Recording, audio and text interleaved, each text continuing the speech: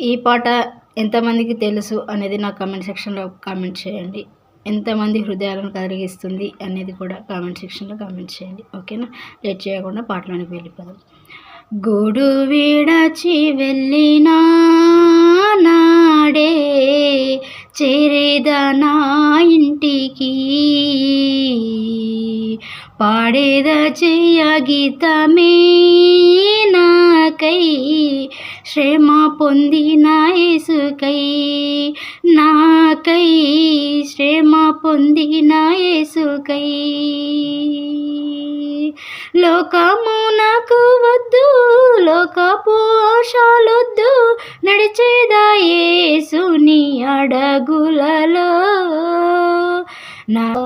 నాకున్న సమస్తము నీకై అర్పించేదా యేసువా.